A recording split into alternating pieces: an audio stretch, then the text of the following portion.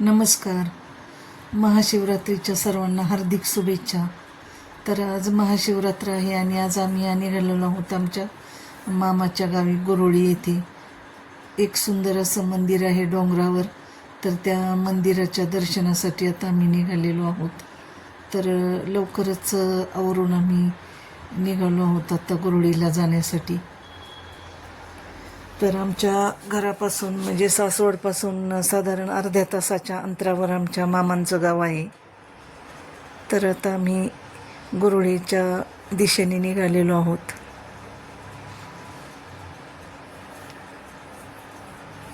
तर गुरोळी आणि सासवड या परिसरात म्हणजे खूप फळबागा आणि अंजीर सीताफळ अशा फळबागा आहेत. आणि रस्त्याच्या कडेला आता सुगीचे दिवस असल्यामुळं अशी पिके पण आहेत चांगली.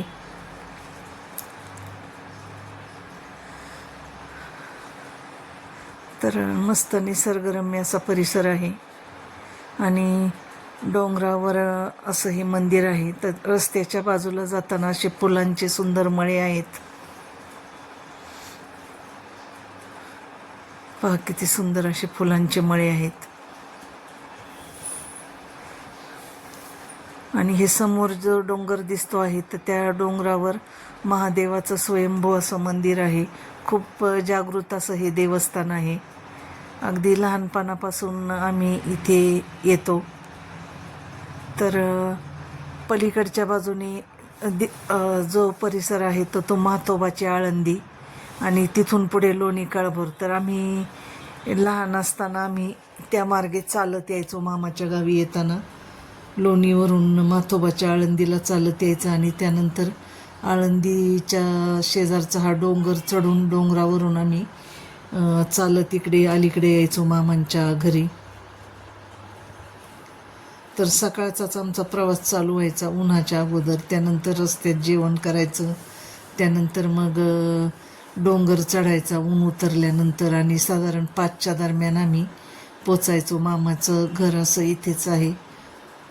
रस्त्याच्या महादेवाचं मंदिर उतरून आलं की खाली वस्तीवर.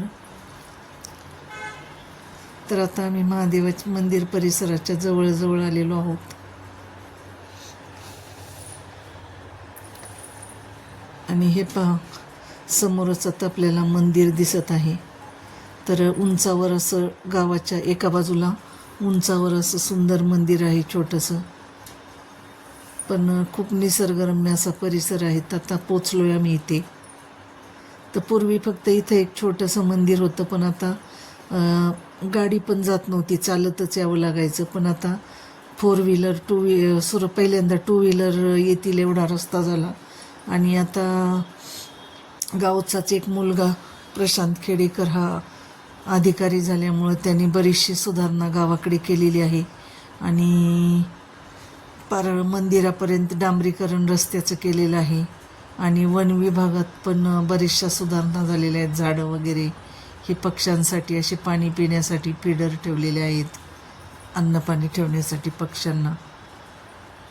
आणि हा असा मंदिराचा परिसर आहे. तर आम्ही आजूबाजूला जरा फेरफटका मारला आणि याच्या मागच्या बाजूनेच आम्ही लोणीवरून चालत यायचो गुरोळीला. तर लहान असताना तर त्या आठवणी जागृत झाल्या सगळ्या.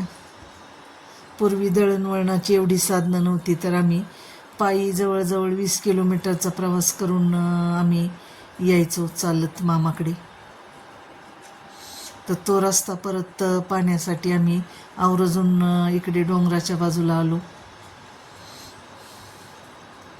आजूबाजूला थोडं फेरफटका मारला आणि मग आम्ही बहिणींनी फोटो वगैरे काढले इकडे मंदिराच्या परिसरात.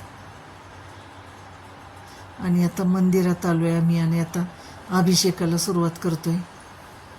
तर आता आम्ही मंदिरात अभिषेक केला सगळ्यांनी मिळून. छान प्रसन्न असं वातावरण होतं आणि मस्त वाटलं. खूप दिवसांनी असं अभिषेकाची संधी मिळाली, ते पण महाशिवरात्रीच्या दिवशी. तर आम्ही मंदिरात सगळ्यांनी मिळून अभिषेक केला. अभिषेक, पूजा, आरती करून तिथे महाप्रसाद पण होता, तर महाप्रसाद पण घेतला सगळ्यांनी. तर इथे 2 लिंग आहेत, शिव आणि पार्वतीचे असे 2 लिंग हे पाहिजे दिसत आहेत आपल्याला.